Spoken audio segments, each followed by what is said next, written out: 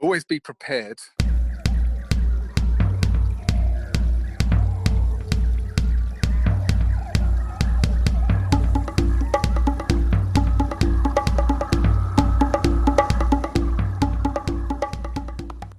Hello and oink. Welcome back to the Wild Business Growth Podcast. This is your place to hear from a new entrepreneur or innovator every single Wednesday morning who's turning wild ideas into wild growth. I'm your host, Max Branstetter, founder and podcast producer at Max Podcasting, and you can reach me at max@maxpodcasting.com to save time with your high-quality podcast and bring it to life. This is episode number 311, backwards, and today's guest is Nick Coleman. Nick is the founder and CEO of Snaffling Pig. They are a snack company specializing in pork crackling, pork scratchings, aka pork rinds, among hundreds, maybe even thousands of other innovative products, and they are tearing up the UK snack industry. They were featured on Dragon's Den, which is the British version of Shark Tank, and they also won the Virgin Foodpreneur Award. Nick is also the co-founder of Medical Supermarket and Startup Logistics, and most importantly, he likes puns. Let's get piggy with it. Enjoy the show. Alrighty, we are here with the founder and CEO of Snaffling Pig, and the funniest guy in the world. That's what your official title is. It's congrats, Nick Coleman. Nick, thanks for joining. How are you doing today? Oh, thank you very much. I'm doing good. I'm a little soggy. It's raining quite hard in Britain at the moment, but it's all good. Oh, well, hopefully the sogginess doesn't affect the interview or the mic. Sorrows to your sogginess. But this is really cool. I want to shout out our mutual friend, Jane Baylor, out of the gate, the smart connector who, believe it or not, made a smart connection of both of us, and that's how we met each other. So we're going to dive into Snaffling Pig and some of the amazing things you're up to in the entrepreneurial world. To start off, you faked your marriage. What? What do you mean? I heard that in your early days, in order to impress a financial institution, you had to make it look like you were already married. That's so true. Can you talk about that? That's mad. I forgot about that. So when was Me this? too. This was I was straight out of university, and I just thought it'd be really cool to be a landlord. So I went to the bank and asked to borrow some money so I could buy a house which I could rent out to students. And they wouldn't lend me any money to buy a house, but they did say that they would lend me money if I got married or bought a car. So I went home, booked another meeting, went back into the bank and went, hey, guess what? I'm getting married. Can I have some money? And they're like, yeah, no problem. And I went back about 2 weeks later and said, oh, I'm buying a car, and got some more money. And with that, went and bought 2 houses and rented them out to students, which I just thought was crazy. Like, you give a bank a business plan and they're not interested. But if you just say you're going to get married, they'll throw some money at you. That feels like a long time ago. I think the reason you think it is absolutely crazy is because it is absolutely crazy. Have you always had that kind of knack for just doing whatever it takes or moving quickly in order to get stuff done and see business results? Absolutely. I think, I look back on my kind of short career, and I think my skill set is I'm the guy who just likes to give things a punt. And I wouldn't say I'm afraid of failure. I'm kind of petrified of failure, really. I'm just not, I don't see things as though it's the end of the world if they go wrong. So I guess my definition of failure is different to other people's. But I do take calculated risks, but I'm absolutely willing just to give it a punt. Literally, what is the worst thing that can happen? And I think business is so exciting. It's a roller coaster of emotion. You have some great days and some bad days, but generally you're in control and you're the master of your own destiny. And I just feel that I'm in my sweet spot now. But I couldn't possibly work for a big company because there's just too much responsibility and too much planning that would go into it. So I definitely like rolling my sleeves up and giving things a punt and seeing if they stick. And for full disclosure here, for this actual interview, you literally have a warehouse vest on. You're hands-on. You're taking this from the warehouse. Like you're definitely very much in the trenches.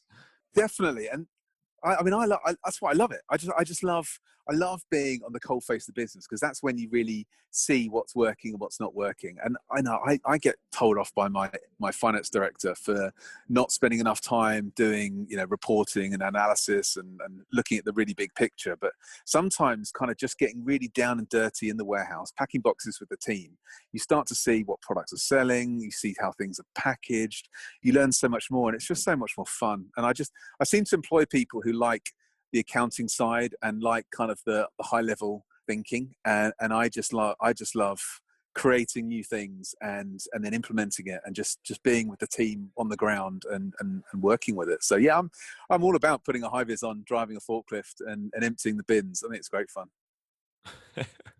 I'm imagining just a scene from The Office or something, driving a forklift and then smashing something and the whole warehouse falls over. Hopefully not quite that reckless, but I have taken a door out. all right. I think you can get past that. But something about running around, creating stuff, having fun is amazing. And I think the brands that you've created, especially Snaffling Pig, it goes back to that, and you can feel it in the brand. It has that fun vibe. It has that kind of wild and crazy and fun experimental vibe. When you started your prior business, medical supermarkets, where did that idea come from? I mean, did you always say, hey, I want to start a medical supermarket type business? Nobody wants to start a medical supermarket type business. So that came about. I left university. I went to work for a retailer in the UK called Marks and Spencer, and I learned how to buy things at Marks and Spencer. I learned, I was in charge of buying some of the items of clothing for one of their departments.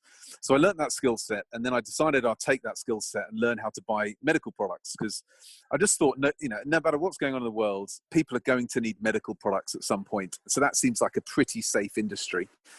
And in that process of working at that business, I kind of realized I was pretty good at buying products, but I really wanted to learn how to then sell that product on. I kind of wanted the flip side of that coin. And I was just very lucky to be working alongside a great guy called Udi Silva, who we just get on so well. We have some great chats. We've got the great, same morals, same principles, same work ethic, same kind of love for life. And we just decided we'd go and start our own business together. And we had these wacky ideas at the beginning about doing things like, hydroelectric plants and starting our own care home, or we just suddenly realized, actually, if you're going to start a business, do something you're just really, really good at that you can do in your sleep, and hopefully you can make a bit of money from it.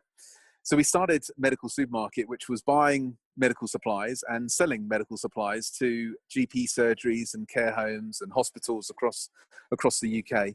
But we got into it thinking we were going to make a lot of money, and we were driven by money, and every decision we were making was about how can we make more money. And we were getting frustrated because starting a business does not necessarily make you rich. It's a hell of a lot of time and stress, and you don't have the flexibility that you potentially have when you're working for someone else, because you're just literally kind of tied to this business morning, noon and night, every single day of the week. And so I didn't want to hold that business back. And instead what we did is we employed a fantastic CEO who has kind of taken the concept of what we wanted to do. We got it to about £3.5 million turnover, so really small business. Handed it over to him, who has now kind of taken it to the next level, whilst we stepped aside and thought, what do we really want to do? And I just love pork crackling, and I just thought, I really want to start a pork crackling business, or pork rind as they're known in the US, and just flavor this product and go pub to pub selling it, and do it as a passion project rather than worrying about how much money am I going to make. And it was a big opener, making that kind of decision from kind of going from a focused on money to focused on brand and a brand purpose. And focused on pork. And focused on pork. Most importantly. You like a pun. We love a pun over here. So I'm absolutely glad to hear that.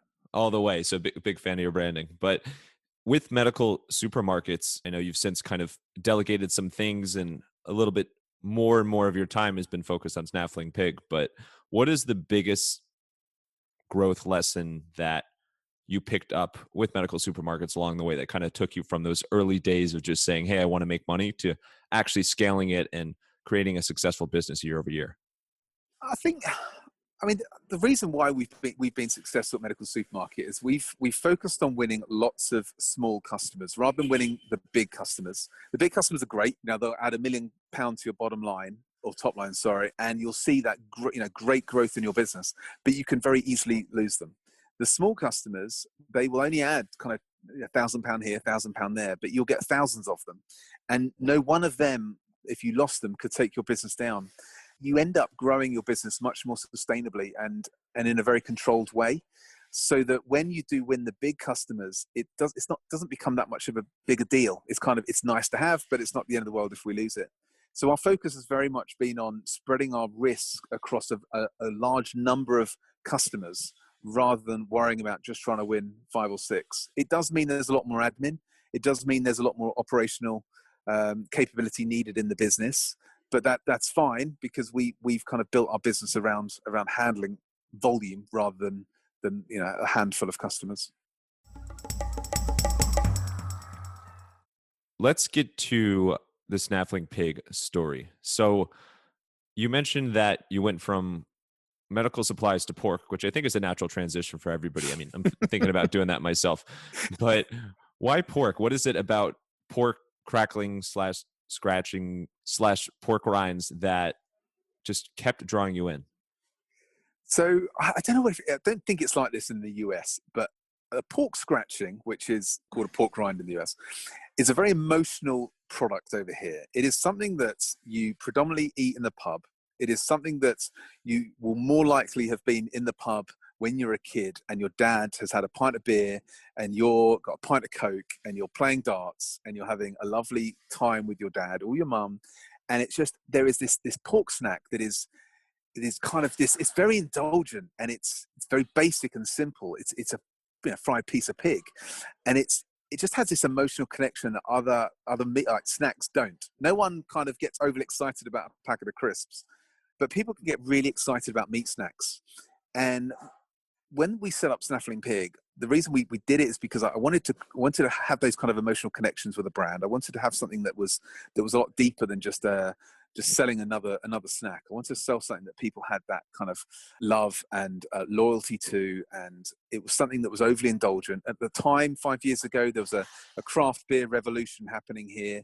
Brands like Brewdog were starting and really taking kind of the brewing market by storm by creating these really exciting flavors in beer. You got lots of flavors happening generally across the snack industry.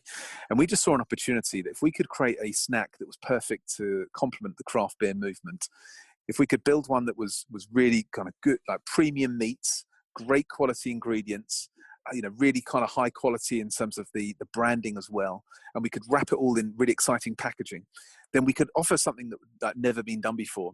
And as the business has evolved, there's so many people talking about veganism and kind of the anti-sugar movements, and there's so many brands that are popping up in those kind of categories, but no one is popping up in pork snacks. It's still a very small little category. It's a bit of a niche, and there's such an opportunity in it to carve out a great business, and that's what we've been doing. We're fiercely proud of who we are. We're not trying to be anyone we're not, and kind of by sticking to those principles, I'm really excited about the business and what it's achieved in such a short amount of time.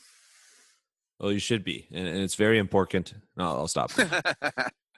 But I appreciate the background perspective. I think it's definitely different in the US. I mean, pork rinds, I think the first kind of retail location channel that comes to mind is they're often sold at like gas stations and convenience stores, and it's totally different. I think if it was something more like in the UK where it was a common thing to have at the pub, at the bar, when you're having drinks, especially with family like that, I think that adds a completely revamped level of nostalgia and emotion, as you spoke to. It's such a different world there. So it makes so much sense of why you kind of felt that connection and were drawn to it, and it pulled you out of the medical world for the most part.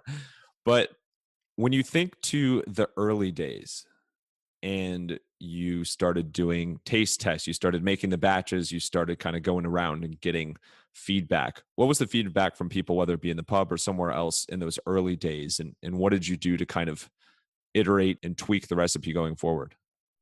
So, I mean, I'm a big believer that when you start a business, like, you can write a business plan, but it really doesn't have to be that big. Like, the most important thing is get a great product and just try and sell it. I don't think you should worry about the branding at the very beginning. You've got to worry about the product. You can't polish a turd, but you can roll it in glitter. And I think you've got to it's really important that you, it's really That important that analogy never gets old. it doesn't, does it? But it's Never just goes really to shit. important that you have a really good product at the very, very beginning. And if you do have a great brand, people will see that before they see the product, and then it just gets all very confusing. So what we did is we found a great chef who had been doing this for about 45 years. And we said to him, look, we want to create the next greatest thing in pork snacks. What would you do? And he said, you know what, lads, what I'd do is I'd take a better cut of the pig. I would use some really great ingredients, very simple ingredients, but great complementary ingredients to go with it. So we use things like black pepper and sea salt, salt and vinegar. We used a habanero chili. We used a fennel. We had a sweet chili. So I had this like great range of flavorings that we added, and we packaged them in just a little see-through bag to start with. And we took them pub to pub. And what we did is we supplied that pub with a glass jar from a local hardware store. We just wrote our name on a little luggage tag and attached it to the glass jar. And we, with this kind of this see-through bag of crackling, we poured it into the jar and gave it to the pub and said, look, can you hand these out to your customers? We'll charge you, I can't remember what it was for a jar, but say it was like £5 for a jar. If you sell the jar, pay us back and just see how you get on. I think we did about 4 or 5 pubs in about an hour, and we'd sold out of all the pork crackling that our chef had produced. And we waited, and a couple of days later, the pubs kind of got back in touch and said, "Hey, yeah, we sold the jar. Can we buy another one?" And at which point we're like, "Great, this looks like it's onto a winner." So the next time we went to that pub, we gave them some printed bags that we had. We got some pink and white stripy bags, and with a stamp, we'd stamped our brand onto it. So we kind of improved the iteration of the brand a little bit on the next time. I was going to say from luggage tag to stamp, that's night and day there. It's a bit, our investment went from like, I think £1 to, I think the stamp cost us about 25 quid. So, and then I love the fact in the tech business, in tech world, minimal viable product. You launch something before it's ready, you get it out to market, you learn instantly, and every bit of feedback you pump it straight back into your product, and you evolve it as it's out there in the market. If you get it perfect and then wait, chances are you're too late, and someone else has already got out there before you. So I'm not afraid to get out there and sell something before it's truly ready, as long as you're really open and honest with the customers about it. And by being honest at the beginning, we kind of brought them into the journey with us, and they knew that we were a local company. They knew we'd never sold anything before. They knew we had passion in our hearts, and no one had ever walked into their pub and tried to sell them pork snacks before. So they were excited to be part of that journey. I'm really proud that the same 4 pubs that started with us on day one are still with us today, 5 and a bit years into the journey, and still buying from us. So that's just great. This is becoming one of the most mouthwatering interviews of all time. So thank you for that. Also, when did you realize that this is something that not just can be something that you take around to local pubs or that people enjoy nearby, but this is a brand that we can ship all across the country and beyond, and can go real big time with this? Yeah, I like to say at the very beginning, I thought this is going to be a big company. I didn't start the business to be a massive company, but subconsciously, I also didn't start it just to be a hobby that distracted me from another job. So I did always want it to be a big brand. So I knew we had to build something that kind of had legs. I think the thing for me that really was the game changer, it was that we were selling. We'd moved on to packet these pink and white stripy bags with a stamp on, with pork crackling inside, and we were selling them at a brewery on a brewery night. So there was about 700 people went down to a local brewery, and there was free beer on, and they were drinking, and we were selling our pork snacks. And nothing goes better with a pint of beer than the bag of crackling. And the brewery looked at what we were selling and seeing how well we were selling, and they saw that we were serving them from these glass jars, and they were just like, can we get a load of those but a bit smaller so we could sell them in our brewery shop? We would sell these as like a gift jar. So we said, yeah, no worries, we'll do that. So we went back to the local hardware store, bought a slightly smaller jar, and started selling them. And an off-the-cuff remark, we just decided we would send these jars to Selfridges, which is, I'm sure you might even know about it, but it's a fantastic department store in London. It's like it's the place to go. If you're a food buyer, you go to the Selfridges food hall. It has the most exquisite foods across the world, and we sent our jars to the food buyer there. And within about 3 months, we had a listing, and there was a table as you walked into the Selfridges food hall with Snaffling pig, pork crackling gift jars on. And we thought, wow, we've really have made this into quite a premium product here. And we've entered into the gift market, which we weren't expecting to do in the beginning. We just thought we'd be selling our products pub to pub. And suddenly we'd open up this brand new channel. And when you get into gifting, this is, I think, was really exciting for us, is you create a much deeper emotional connection with somebody. It's fine selling a bag of crackling to someone in the pub. They'll have an emotional connection to a degree. But if you make a gift, and if that gift happens to have someone's name on, we personalize the jars now, and you give that gift to your dad, your mum, your brother, your sister, there is an emotional connection between the person who receives the gift and the person who gives it. And I don't know about you, but every time I get given a gift, I feel almost embarrassed by it. I much prefer giving one than actually getting it. And so by giving it, this person's really excited. They're like, look what I found you. I found you a jar of pork crackling with your name on. And it's so cool. And I'm so pleased that I've been able to find you something. And the person who gets it is like, oh my gosh, this person really cares about me. They found me a jar of pork crackling with my name on. What a lovely thing to do. And I feel like very proud to have them as a friend. And you suddenly get this incredible bond. And Snaffling Pig is bang in the middle of that. And then what happens is that we start to build upon those gifts that we do. So we do like a pork crackling advent calendar. We do gift hampers. We have now, I think we've got over 300 different gift sets that we offer people. Oh my And God. all of that stemmed back from someone saying to us at a brewery night, you should put this in a jar. And us going, oh, okay, cool, let's do it. It's that kind of yes attitude. If we'd said, nah, we would never have got Selfridges, and that would never have been the next thing. But instead we said yes, we gave it a punt. And we've carved out a business from it. You're the best punter of all time as well. We'll see you in the NFL any day now. So someone in the pub gave you kind of the permission, if you will, to ideate and add more to the line. But now you look at your site, you have over 300 you have offerings that range from advent calendars to beer and cider to sauces. I'm just blown away by all the different things you offer, and yet how closely it ties back to your brand. How do you come up with what's the next thing we're going to offer and line extensions there? We have the same ethos we had in the very beginning, minimal viable product. And for us, it's really important that if we launch something, it has to have the same kind of quality that we would expect from our core range. It has to complement it. We wouldn't just launch a range of curtains that doesn't relate back to Snaffling Pig. So it has to. I don't know. Snaffling Pig curtains could be pretty cool though. Beef curtains would be better. When you put it that way. So it has to relate back to the brand. And then I think for us, it's about surrounding ourselves with experts. We are not a beer expert or a cider expert or an apple sauce expert. But what we're really good at doing is finding those experts, working with them on their recipes, getting their advice. And then we put our brand to a product that they've produced. And we're not afraid to admit that. No, none of the big manufacturers out there or producers actually have the factory themselves. They outsource it. And so we are outsourcing the building of this product and the cooking to experts, and then we're putting our brand onto it once we've signed it off. So that's why we're able to grow the range so quickly. We also ignore the advice of our accountant. He loves Pareto and the 80-20 rule, and how that 20% of your business is worth 80% turnover. And yeah, that absolutely exists. We sell a lot of products that don't make us much money at all. But it's all about, for me, you've got to try all these different things. And I love finding going to a food market, finding a fantastic seasoning, and then speaking to the artisan producer and saying, I love that seasoning so much, but can we do something that's kind of a bit more specific to pork? And them going, yeah, let's do that. Great. Okay, well, send me this batch. We'll put it in this jar. We'll stick our label on it here. We'll get it out to the masses. We'll get some great feedback on it. And if it sells, we'll do more and more and more of it. And that's kind of our ethos on how we grow. Maybe in the future, we'll have to cut back down on the range when the accountants finally grapple me down and tell me I have to control my overheads. Revenge of the accountants.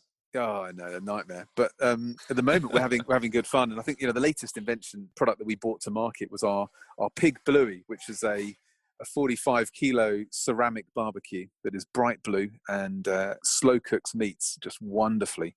And it's really, really proud of that thing. We don't sell many of them, but they're kind of £400-500. But it's such good quality, and my garden's got one, and I'm really happy with it. So. Well, I think that's a good kind of mini lesson as well is just make stuff that you would use yourself, or make stuff that you would find valuable yourself.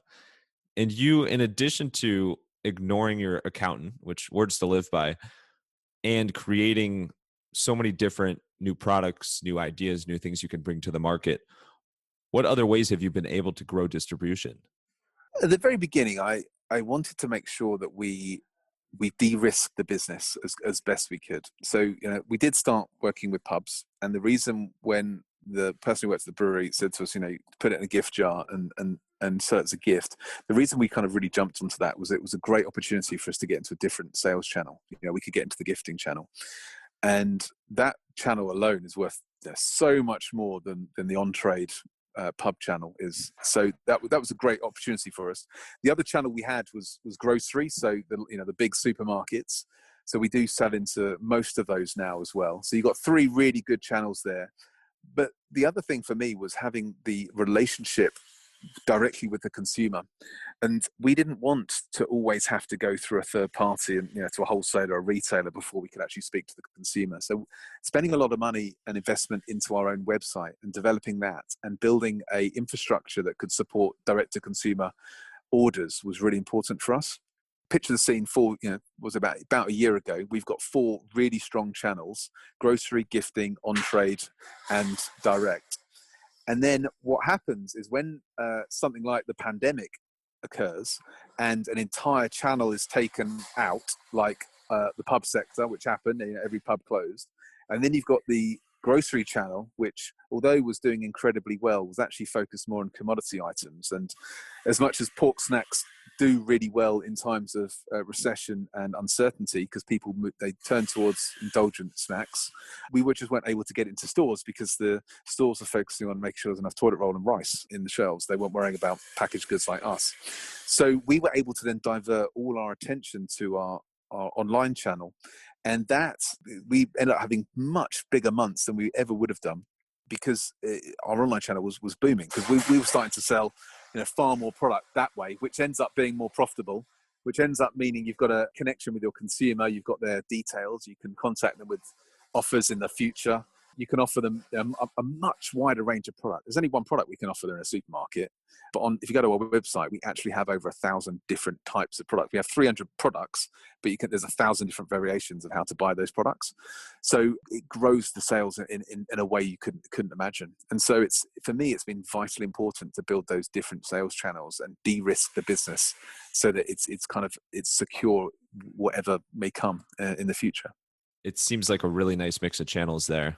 And you had a positive experience on a TV channel as well. Dragon's Den, how did that come about? Dragon's Den, so that's the UK version of Shark Tank, and Shark Tank has billionaires, and we have a few people have a few million in their pocket. They're obviously very successful. I thought you meant few people have like a few hundred.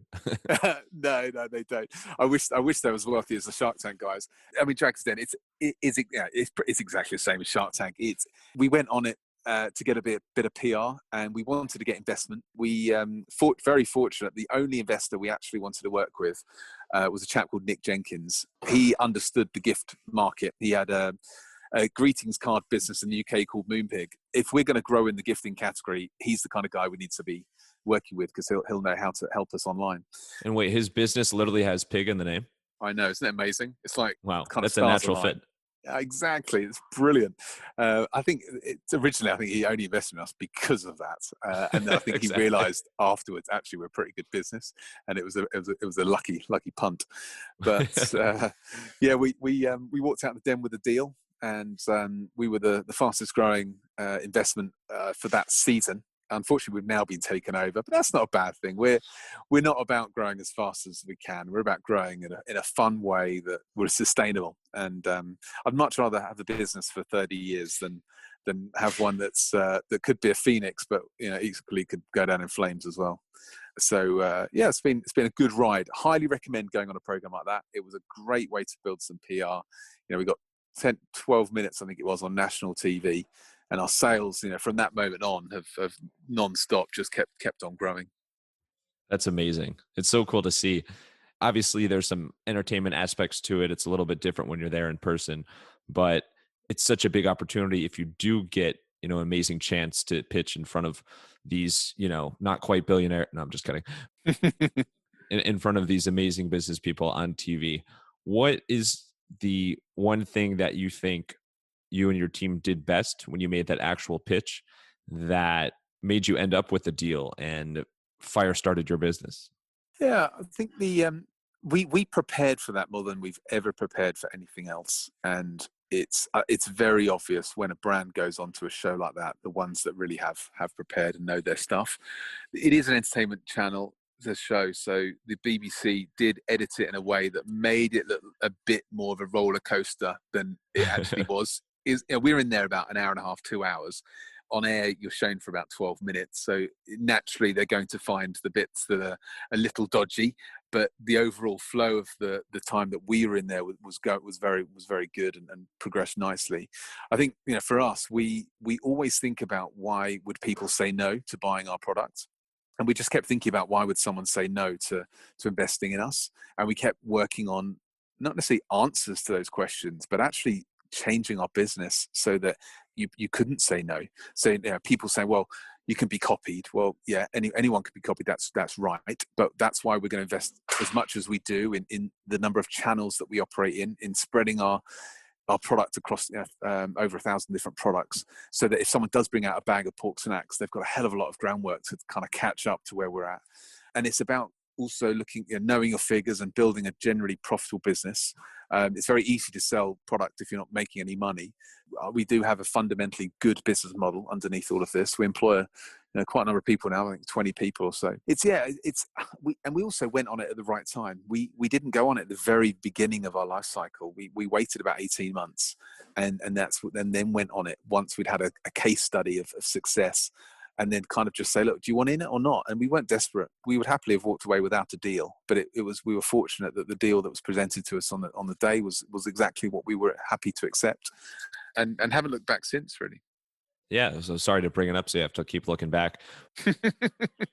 And I think with that experience, with the experience of Snaffling Pig, with the experience of medical supermarket, I think so many people would have the tendency to get burned out or kind of just hang up their shoes for a little. I don't even know that saying, but hang it up for a little bit and relax. But I think you clearly have the entrepreneurial bug to a whole new level, because there's a whole nother company that you started in addition to everything here. Can you talk about the idea and vision behind Startup Logistics? Yeah, I mean, you're right. Some people would hang up their hat, and There it is. some days I think I should, because I am so tired. My wife would love me to relax a little bit, but it's part of who I am. I don't know what else I'd do. Like, this is my hobby. I don't play football. I don't play golf. I don't go down the pub on a Friday night and get hammered. I work really hard. I have a lovely relationship with my family, and but I just, my hobby is my job, and at times of stress, I find it calming to do more work. I kind of almost relax in working. So yeah, I find that is a bit odd. But I think when the pandemic hit, although Snaffling Pig was prepared for it, it was an absolute shock, because we did some crowdfunding back in September.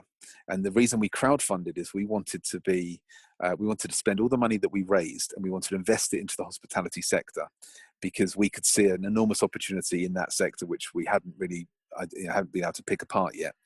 And I pretty much quoted word for word, it's okay spending all that money on 45,000 pubs, because they're not going to go anywhere as a category. But if you invest all that money into 5 supermarkets, I didn't see that as a good investment. And so, lo and behold, come March, April time, 45,000 pubs in the UK close. We lose an entire channel of our business. But we are a business that has got this online channel. So it was fine, because we as a business geared up completely, and we end up doing incredibly well during the pandemic. But there are thousands of food and drink brands. I don't know about in America, but in the UK, there are thousands of food and drink brands that don't have the luxury of a direct-to-consumer channel, and instantly lost a substantial part of their business overnight. Yeah. And I hated that. That made me feel sick, because a lot of these are my friends, my colleagues, they've put blood, sweat and tears, worked hard, if not just the same, if not harder than I have. And to see their business kind of just taken away from them in an instant was devastating. And I just kept thinking that for some reason, I kept thinking about the gold rush in America. And I kept thinking about, it's so random, but I kept thinking, did the people who make money in the gold rush, were they the people who found the gold, or were they the people who sold the spades and the hotels and had the coffee shops or whatever on the corners? And I think it was those guys that actually made the money, not the people who found the gold. And so I started to think to myself, I've got a business like Snaffling Pig that is set up to do direct-to-consumer logistics. And then I've got a network of people who need access to consumers, have a great brand, but don't know how to sell into consumers. So why don't I just start a brand new business and do that? So Udi and I set up, and I keep saying it's never I, it's always Udi and I. When you're in a marriage, it's always I. We have a working It's okay. marriage. We'll give you a pass. And so Udi and I set Startup Logistics up, and we within about, I think, a month, we had grown out of the Snaffling Pig warehouse. We are now about 4 months old. I think we've got 45, 50 brands that we ship on behalf of. We're doing around about 2,000 orders a week for these food brands. Yeah, we're shipping all across the world, and it's great because it came out of an issue. It came out of not knowing what was around the corner, and we have been able to create a business that's helping other food brands. I'm not being selfless here. We are making money on it, but we are helping food brands and drink brands access their consumers, which they weren't able to do beforehand. Another way to access your consumers is through audio waves, and podcasting is a pretty cool way to do that. If you want a podcast for your brand and you're looking for something high quality, professional sounding, but you don't want to spend all the time that it takes to produce a podcast, hit me up at max@maxpodcasting.com. Now back to Nick, who has a story about a brand and another brand and maybe even some booze. Let's get to a fan favorite segment called the Wild Business Shoutout of the Week. The Wild Business Shoutout of the Week! Wild Business Shout of the Week. This is a creative marketing campaign, a cool approach that caught our attention. And there's something that involves a beer in a grocery store that you think is very, very cool. You mind sharing that story? Absolutely. You got to hand it to the guys at Brewdog. A beer brewed in Scotland, sold across the world, who are very punk, and they do not care, and they will do what they need to do to get their product out there. And they do some amazing PR. And the most recent thing I've seen, which just cracked me up, we are all aware of the discounters, Aldi, Lidl, and how they take really successful brands and they do a spin on it, make it look like the original brand, and then sell it in their store for a fraction of the price. And that's exactly what Aldi did to Brewdog. They did a spin of Brewdog. They called it the anti-disestablishmentarianism beer or something, bit of a mouthful. And it looked like Brewdog, but obviously wasn't. And Brewdog caught onto this through LinkedIn, basically called Aldi out on it. Brewdog then did their own version of an Aldi beer in Aldi's logo, Aldi's colours, called it Yuldi IPA, and put it onto LinkedIn and started selling it on their own website. And then Aldi decided they wanted a piece of the action, so have now listed this piss take beer. And I even believe, it might be a rumor, but I believe Tesco, which is one of Aldi's competitors, has also asked to list that product as well. So that for me is phenomenal. That is taking a bit of an issue and turning it on its head in your favor. So good, kudos for Brewdog for doing that. That is absolutely incredible. And I think there's a real opportunity there for a lot of brands or a lot of companies out there. I mean, think about it. There's so many, if you look at grocery stores, there's so many stores that have private label, and a lot of times they clearly, whatever line of product it is, it's inspired by something, or it's like the equivalent of X brand. In many cases, that could be some sort of a partnership, but there's also opportunities out there where something is clearly knocking off something else. And if the other brand comes aware of it, Brewdog has proved that, hey, you can have some fun with this and actually create a product or add some business to it. And yes, it's a little bit risky, but clearly it worked out for them because Aldi and now Tesco are calling their name as well. So that's just brilliant. And I think it goes back to BrewDog's brand, you mentioned how punk they are. That's just absolutely spot on what they did. So I just totally dig that example. And now I'm thirsty as well. So let's wrap up with some rapid fire Q&A. You ready for it? Go for it. All right, let's get wild. You mentioned 300, you mentioned really over 1,000 different varieties of products there. What do you think is the single biggest thing that allows you and your team to be so creative and clever when coming up with these ideas? Not afraid to fail, just willing to give something a punt, and there's no blame culture here. I thought you said willing to give something a pun. I was like, oh, sign me up. I'm going to be sending a job application your way. That is the key to our success is the ability to pun. Yeah. What is a weird talent you have? Something that you're just really good at that doesn't necessarily have any impact on your business, but maybe someone in your family or a friend or a coworker calls you out for as just being, hey, you're really good at that. Ooh. Now you throw me. You had a good run, Nick. Weird talent. The thing is, I don't think I'm talented at all. I have massive imposter syndrome, constantly worrying about if I'm the right person to do the job. I think the only talent I probably really have is the ability to cut through the crap and just get and find the issue that I believe is the problem, and just make a decision very, very quickly. 9 times out of 10, I make the wrong decision. But I've made a decision really quickly, and we find out very quickly thereafter, I've made the wrong one, let's make the right one. And we then move on to the right one. So I hate procrastination, cannot stand it. Yeah, that would be it. Decision making. And that's how the door gets knocked down by a forklift. So the true story comes out here. That's it. I couldn't wait for it to get to the top. Yeah, it's very true. You called me out on that. And so for somebody who's never tried Snaffling Pig before, what is your personal favorite flavor or a product that you have that you would say absolutely start here? Definitely our marvelous maple double cooked porky puff. It is a piece of pork rind that is double cooked at a high temperature, so puffs up like a really light crisp, and then it's flavored with maple seasoning.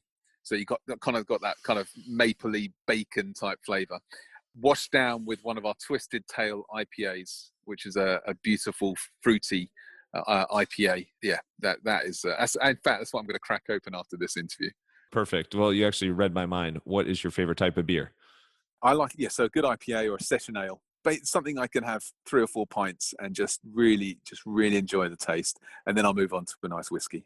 Well, I apologize for driving you to drink, but Nick, this is so fantastic. Thank you so much. I really appreciate you sharing your story, your amazing tips, your forklift daredevil stuntman tricks. But where's the best place for people to connect with you and to try out something from Snaffling Pig? Great. So do check me out on LinkedIn, Nick Coleman, Snaffling Pig.